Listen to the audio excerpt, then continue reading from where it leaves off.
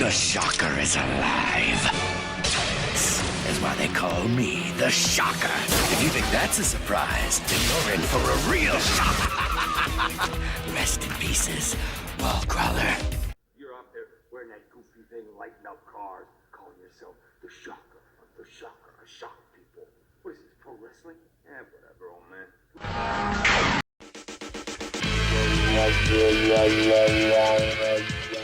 Alright, starting off, I got a variety of items for this project, some of which I already had laying around, but some I had to purchase for real cheap.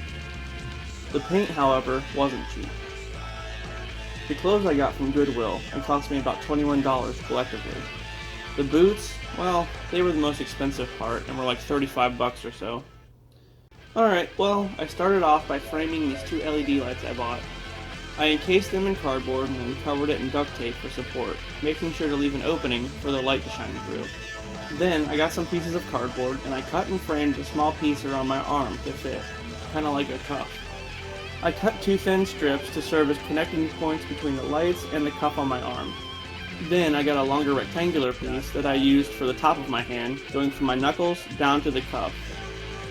This is going to serve as the top of the gauntlet. Finally, I took another thin strip and taped it up underneath as a grip for my fist. This adds stability and also gives me something to hold while I wear the gauntlet.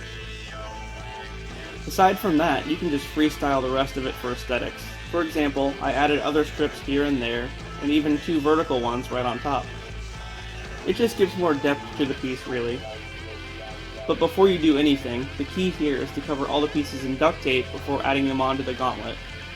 And I'm going to tell you now, usually I coat everything in latex when I'm done to seal it all up, but I didn't have any this time and couldn't find it anywhere. Well, probably on Amazon, but I didn't look.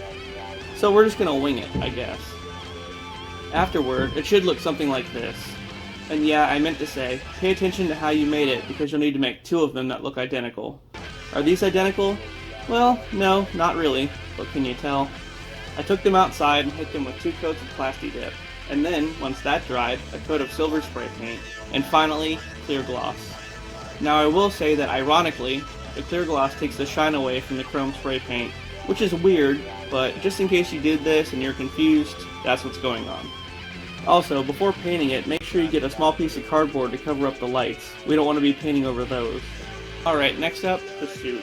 So I found this awesome jacket that looks pretty close to the one that he wears. The problem was, it had sleeves. Well, I cut them off at the stitch line, no worries. However, it left a jagged edge of fabric around the line that looked like crap. So, using the hot glue gun, I folded the edges over and glued them in place for a smoother appearance. Oh, and did I mention, much like the US agent costume, I did not look at the shirt size for the yellow hoodie before I bought it.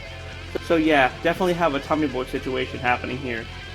You know, fat guy in a little coat, fat guy in a little coat. Anyway, once I got all the gear on, it looked pretty decent. And I even had this old belt that had like a seatbelt buckle on it, and I think it just kind of completed the look. But I will say, the mask was a bit tight. So I don't have any footage of me making the mask or any pictures or anything.